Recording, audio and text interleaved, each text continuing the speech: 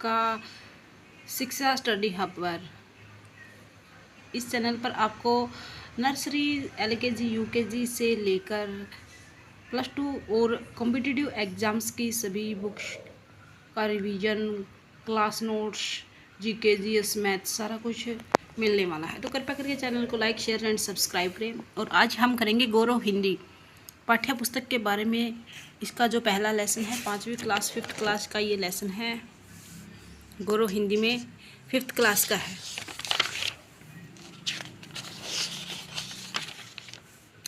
सबसे पहली कविता है कि प्रकृति प्रेम।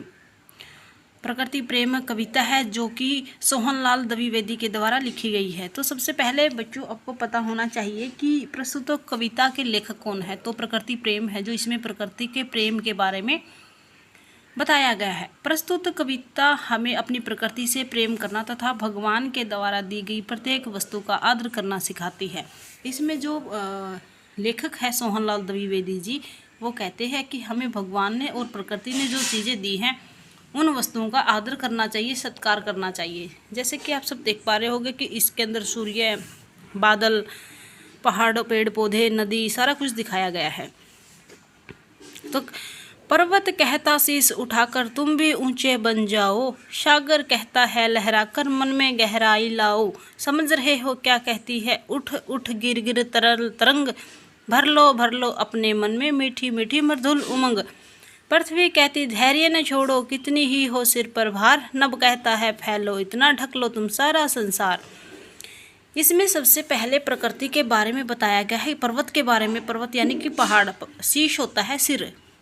पर्वत कहता शीश उठाकर, इसमें प्रकृति के पहाड़ों के बारे में बताया कि वो सिर को उठाकर कहता है कि तुम भी ऊंचे बन जाओ। तो हमें पर्वतों के जैसे, पहाड़ों के जैसे ऊंचा बनना चाहिए, ऊंची सोच रखनी चाहिए। सागर कहता लहरा कर मन में गहराई लाओ, और सागर है जो समुद्र है उसमें लहरें आती है और लहरें उछल उछल कर कहती है कि जैसे मैं गहरा हूँ वैसे ही मनुष्य के मन के अंदर भी गहराई होनी चाहिए। समझ रहे हो क्या कहती है उठ उठ गिर गिर तरल तरंग, और जो तरंगे हैं सागर के अंदर उठ रही हैं, कभी गिर रही हैं, वो आपको समझा रही है।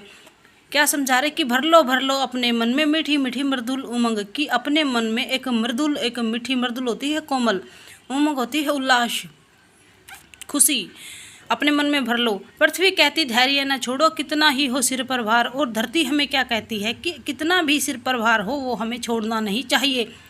नभ कहता है फैलो इतना ढक लो तुम सारा संसार, और आकाश हमें ये कहता है कि इतना फैल जाओ, जैसे संसार को पूरे को आकाश ने ढक रखा है वैसे ही तुम सारे संसार को ढक लो, यह हमारा आकाश कहता है। इस प्रकार जो लेखक है इन्होंने बताया है कि पहाड़ क्या कहता है, सागर क्या कहता है, तरंगे क्या कहती हैं, धरती क्या कहती है और आकाश क्या कह रहा है। तो ये कविता हमारी पूरी हुई। इसमें हम जो क्वेश्चंस हैं वो देखते हैं आगे कि इसमें क्या क्या बताया गया है। सबसे पहले जो शब्दों के अर्थ है, मैंने पहले भी बता दिया था कि पर्वत का अर्थ होता है पहाड़, जिसको इंग्लिश में माउंटेन बोलते हैं। ऊंचे होते हैं महान यानी कि ग्रेट। तरंग होती है लहर, जिसको वेव इंग्लिश में बोला जाता है। उमंग होता है जोश, जो कि एक्साइटमेंट होती है। नभ यानी कि आकाश, जिसको शकाई बोला जाता है। शीश सिर यानी कि हेड। गहराई यानी कि गंभीरता या सीरियसनेस जिसको बोल सकते हैं। मृदुल होता है कोमल, सॉफ्ट जिसको बोलते हैं। धैर्य है धीरज यानी कि पेशेंस, और संसार है जो विश्व है, इसको वर्ल्ड कहा गया है। ये कुछ शब्द अर्थ थे जो इस कविता में अगर आपको समझ में नहीं आए होंगे। तो पर्वत हमसे क्या कहने के लिए कह रहा है, इसके पहले प्रश्न का उत्तर है कि पर्वत हमसे क्या करने के लिए कह रहा है। कि पर्वत कहता है कि तुम भी ऊंचे बन जाओ, जैसे पहाड़ ऊंचा होता है वैसे ही इंसान को भी ऊंचा होना चाहिए। सागर हमसे मन में क्या लाने के लिए कह रहा है, सागर हमें मन में उल्लास और उमंग लाने के लिए कह रहा है। मैं इन क्वेश्चंस के उत्तर साथ के साथ करवा रही हूँ, तो आप इनको ध्यान से पढ़ना और देखना। पृथ्वी हमसे क्या न छोड़ने के लिए कह रही है, जो पृथ्वी है हमसे क्या न छोड़ने को कहती है। पृथ्वी कहती है कि तुम कभी भी धैर्य मत छोड़ो। नभ हमसे किसको ढकने के लिए कह रहा है, नभ होता है आकाश, और आकाश हमसे किसको ढकने को कहता है। जैसे पूरे संसार के ऊपर आकाश है तो नभ हमको संसार ढकने के लिए कह रहा है। हमें अपने मन में कैसी मृदुल उमंग भरनी चाहिए, तो हमें अपने मन में तरंगों के जैसे मृदुल उमंग भरनी चाहिए। तो ये थे कुछ ओरल वर्क के मौखिक कार्य के प्रश्न जिनका उत्तर मैंने आपको करवा दिया। आगे देखते हैं, आगे सही गलत कौन सा है। हमें किसकी तरह शीश उठाकर रहना चाहिए, सूरज की तरह, चांद की तरह, पर्वत की तरह या सागर की तरह। तो हमें पर्वत की तरह शीश उठाकर रहना चाहिए। आगे,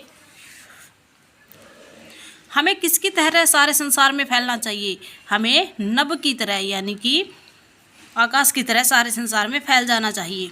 आगे है पृथ्वी पृथ्वी हम सब का क्या उठाती है, तो पृथ्वी हम सब का भार उठाती है क्योंकि हम धरती पर रहते हैं। हमें अपनी प्रकृति से क्या करना चाहिए, तो हमें अपनी प्रकृति से प्रेम करना चाहिए। पृथ्वी हमारे लिए क्या क्या उगाती है, तो पृथ्वी हमारे लिए फल और सब्जियां उगाती है। पर्वत, ये आ गया, पर्वत कहता शीश उठाकर तुम भी ऊंचे बन जाओ। सागर कहता लहराकर मन में उमंग लाओ। भर लो अपने मन में मृदुल, अपने मन में मीठी मीठी मृदुल उमंग। पृथ्वी कहती धैर्य न छोड़ो कितना ही हो सिर पर भार। धैर्य आएगा इधर। नभ कहता है ढक लो तुम, नभ कहता है फैलो इतना ढक लो तुम सारा संसार। तो ये दूसरा क्वेश्चन कंप्लीट हो गया।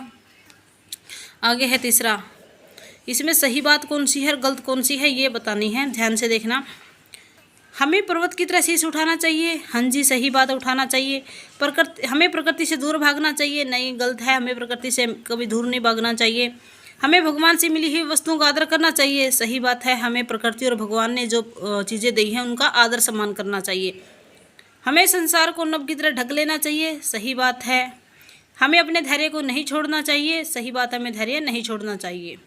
तो प्रकृति हमें क्या संदेश दे रही है, अगला क्वेश्चन है जो था, प्रकृति हमें संदेश दे रही है कि हमें संसार को या परमात्मा ने हमें जो चीज़ें दी है उनका मान सम्मान और आदर करना चाहिए। तो ये थी हमारी आज की कविता प्रकृति प्रेम, 5वीं क्लास की पहली कविता थी जिसके लेखक थे सोहनलाल द्विवेदी।